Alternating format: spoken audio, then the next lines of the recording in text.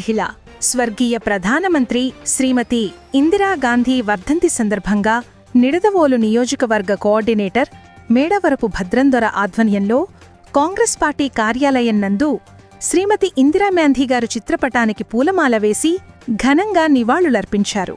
అనంతరం స్థానిక బస్టాండ్ వద్ద ఉన్న స్వర్గీయ ప్రధాని శ్రీమతి ఇందిరాగాంధీ విగ్రహానికి పూలమాల వేశారు.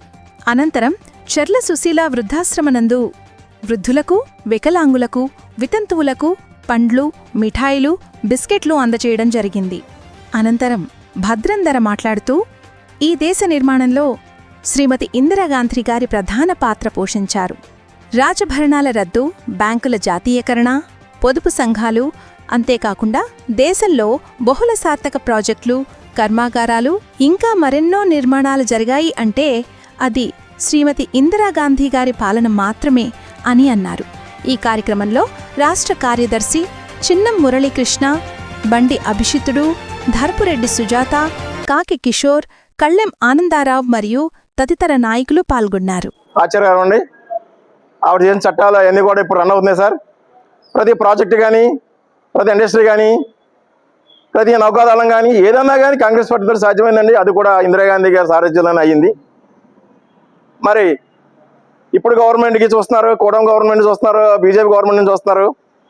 ఈ గవర్నమెంట్కి పాత రోజుల్లో కాంగ్రెస్ పార్టీ గవర్నమెంట్కి తేడా చూశారు, ప్రజలందరూ గమనించారండి. రాబోయే రోజుల్లో కాంగ్రెస్ పార్టీ పట్టం కడతాకి బహు ఉత్సాహంగా ఉన్నారండి. అలాగే మన దేశాన్ని నడిపించాలంటే ఏకైక వ్యక్తి రాహుల్ గాంధీ గారండి. ఆయన వస్తేనే కానీ ఈ దేశం రేసుగుర్రంగా పరిగెట్టించాలండి మళ్ళీని. అలాంటి ఆయన ఎప్పుడు వస్తారని కూడా చూస్తున్నారండి. ముఖ్యంగా బీహార్లో కూడా అత్యంత వ్యతిరేకత వచ్చిందండి బీజేపీ మీద. రానున్న రోజుల్లో ఈ రాష్ట్రానికి, ఈ దేశానికి కాంగ్రెస్ పార్టీ ఎంత అవసరం ఉందండి. బడుగు బలహీన వర్గాలు ఈ భూమి మీద బతకాలన్నా, ఇప్పుడు మెతుకులు తినాలన్నా ఈ కాంగ్రెస్ పార్టీ సాధ్యం అండి. ఈ సందర్భంగా ఒకటేనండి, రానున్న రోజుల్లో అతి తక్కువ కాలంలోనే కాంగ్రెస్ పార్టీ విన్ అవుతుందండి. ప్రజలందరికీ కూడా మంచి రోజులు వస్తాయని చెప్పి ఈ సందర్భంగా తెలియజేస్తున్నానండి.